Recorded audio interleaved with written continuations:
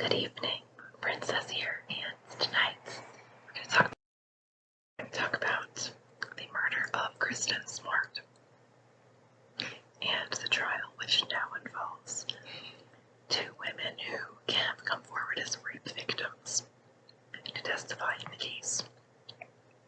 So there are articles out there with different details on the case, and I have read mentions of two women coming forward with similar experiences to Kristin, the murder victim. Flores is accused of murdering Smart in the commission of a rape after a 1996 off-campus Cali Poly party and hiding her body with the help of his father, Ruben Flores, who is also on trial. So the 1996 rape and murder. So his father helped him hide her remains. He date raped his victims, drugging their drinks with Rohypnol, which is the date rape drug. In 96, Smart was 19, enrolled as a student at California Polytechnic State University. She disappeared following a party off campus. Now, 26 years later, Paul Flores and his father are in the middle of trial where they may answer for their crimes if found guilty. Smart was last seen with Paul Flores. The disappearance that happened over Memorial Day weekend. Paul and Kristin Smart were classmates. According to the FBI, Kristin Denise Smart was last seen at approximately 2 a.m., May 25th, 1996, as she was walking back to her dorm room on the California Polytechnic campus, San Luis Obispo, California, from an off-campus party. Kristin was accompanied by a fellow student who stated that he left her a block from her hall dorm to go to his dorm. Kristin did not return to her room and has not contacted family or friends since that time. She did not have any identification, money, or extra clothing when she disappeared. Smart was last seen wearing a gray half t-shirt, black surfing shorts, and red Puma athletic shoes. Her hair is straight and shoulder length. Paul, currently 45 years old. His father, now 81 years old. So Ruben Flores is being charged with accessory after the fact, believed to have helped his son dispose of her remains. Prosecutors believe the pair initially buried her beneath Ruben's deck at his Arroyo Grande home, but that they relocated her remains while under suspicion of authorities. An archaeologist testifies about disturbances in soil located on the property of the men accused of her disappearance. There are indications of possible burial, and the expert talks about decomposition stains, among other strange findings. Other victims have come forward to testify about their experiences. Sarah testifies in court, victim from 2011 assault. One of the victims disclosed going outside to smoke a cigarette and coming back to an even more attemptive Flores. Side note, never leave your drinks unattended like that. Then, the next time they smoked, he followed them, she and her friend. Alcohol or ever, otherwise, never leave your drinks sitting there. Prior to leaving, the survivor says she recalls a bar fight happening at the bar and that her friend and her friend's friend, along with Flores, all got into her car, though she does not remember how her friend got home. She says she recalls parking outside of Flores' home, that it was on Upland Way. His room, described by a victim as that of a hoarder, very cluttered. Upon arriving in his room, he makes her a drink. She drinks and blacks out and comes to being sexually assaulted. Flores, on top of her, raping her.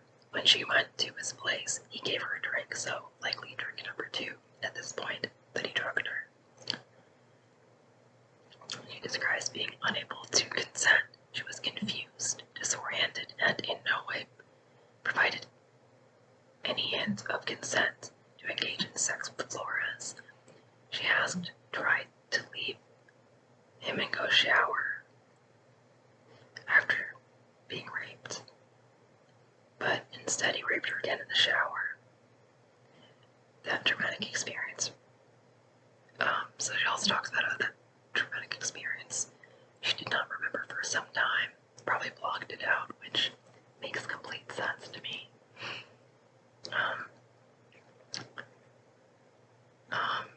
She had 4 or 5 drinks, which in the past had never made her black out like that.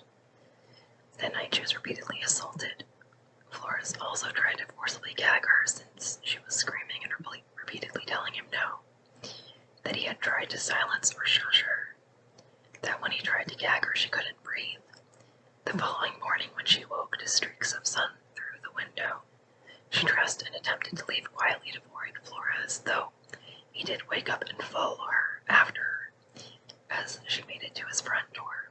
Something that I was thinking while listening is that maybe with Kristin, he gagged her too much, too roughly, and maybe she couldn't breathe and she passed away because of that.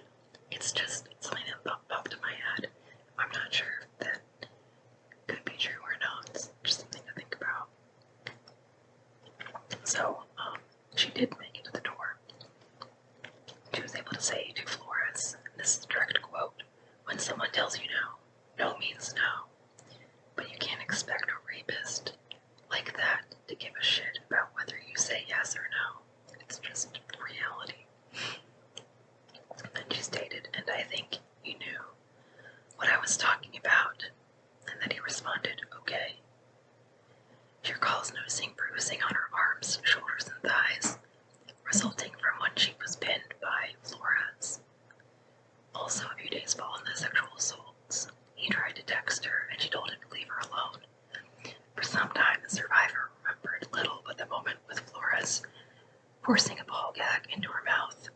Several years following her traumatic experiences of that evening, she runs into him again, and at the same bar.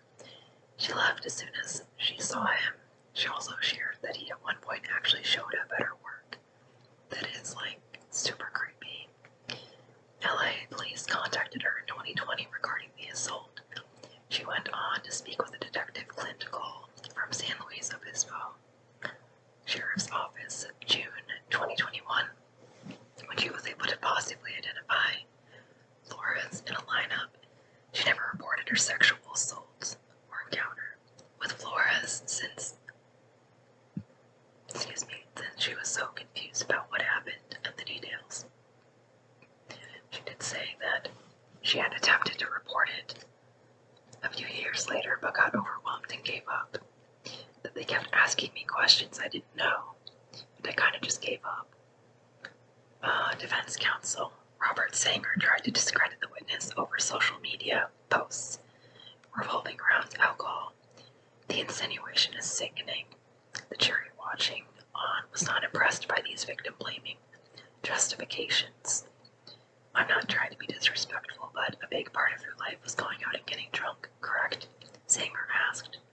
And she said, "Not my whole life." And then he says, "That's what you posted about." To my friends, yeah. That is from a September 2nd article on the trial. Another victim, referred to as Rhonda Doe, says he sexually assaulted her January 2008. Up until last year, 2021, she had not reported the incident. You wonder why. She says that media coverage of Flores jogged her memory when she recognized his photo. While at Redondo Beach bar called the Thirsty Club, she met Flores. The two went to his home and planned to meet up with their friends again later that night. Word to the wise, do not go off with a man without your friends when you do not know him. She remembers the steepness of his driveway, the bachelor pad his home was, and the excessive, suspicious length of time it took for him to bring her a glass of water. She's not sure where she was in proximity to Flores when he was retrieving her glass of water.